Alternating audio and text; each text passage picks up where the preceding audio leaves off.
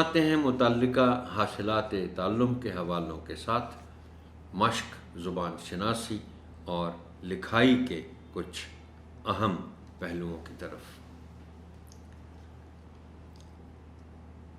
پہلی سرگرمی جس کا ذکر ہم یہاں کرنے جا رہے ہیں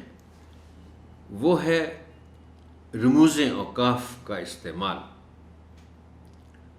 اس میں چونکہ یہاں اس سرگرمی میں ہم صرف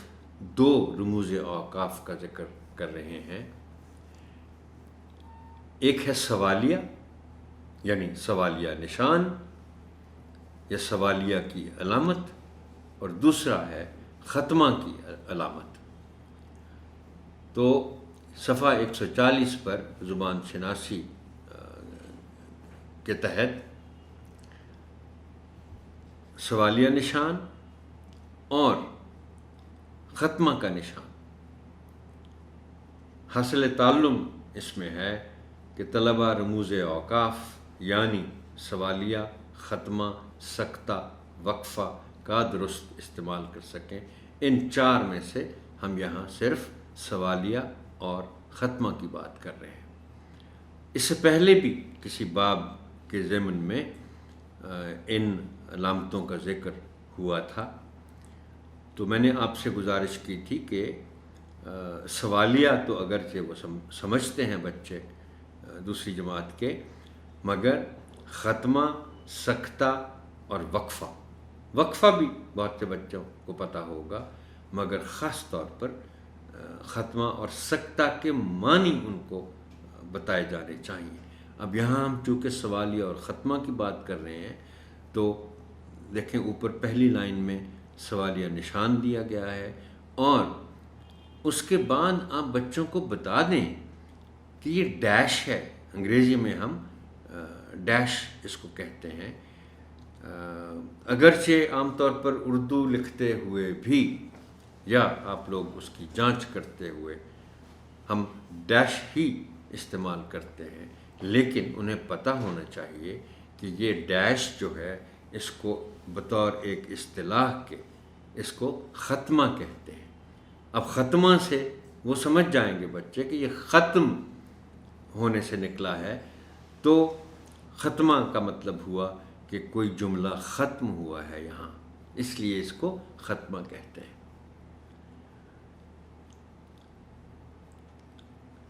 اگلی سرگرمی ہے کہ دیے گئے موضوع پر مربوط عبارت لکھنا۔ صفحہ 141 ہے، لکھائی کی مہارت کے تحت، اور حاصل تعلم ہے کہ طلبہ 5 سے 7 جملوں پر مشتمل مربوط عبارت لکھ سکیں۔ اب یہ مربوط عبارت پر بھی میں کسی اور باب کے حوالے سے گفتگو کر چکا ہوں آپ کے ساتھ، اور مجھے یاد ہے کہ میں نے کہا تھا کہ آپ خود 2-3 جملے لکھ کر نمونے کے طور پر بچوں کو دکھائیں تختہ تحریر پر لکھ کے، اور پھر انہیں سمجھائیں کہ مربوط عبارت نہ ہو تو کیسی ہوتی ہے، اور مربوط عبارت اگر ہو جس میں ربط ہو جملوں میں آپس میں جملوں کا، وہ کیسی ہوتی ہے۔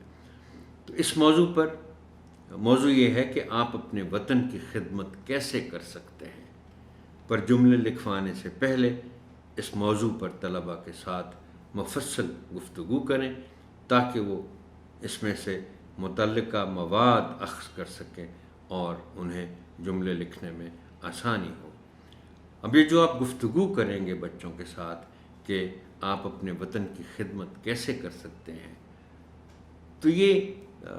اس کو کہتے ہیں نا کہ آپ سیر حاصل گفتگو کر سکتے ہیں اور بچوں کو بتا سکتے ہیں کہ آپ کیسے ایک ہی مثال میں دیتا ہوں، ہم چونکہ صفائی ستھرائی پر بھی اس سے پہلے کسی باب میں گفتگو کر چکے ہیں کہ بھی آپ اگر اپنی گاڑی پر یا کسی سواری پر یا کسی بس پر سفر کر رہے ہیں، تو آپ اگر کھانے پینے کے بعد اپنے جو ریپر ہیں، جو آپ کے کاغذ ہیں، جو آپ کے لفافے ہیں، جو آپ کے شاپر ہیں، یہ اگر باہر سڑک پر نہ پھینکیں تو یہ بھی وطن کی خدمت کی ایک صورت ہے۔ ویسے تو بے شمار طریقے ہیں جن سے آپ وطن کی خدمت کر سکتے ہیں۔ یہ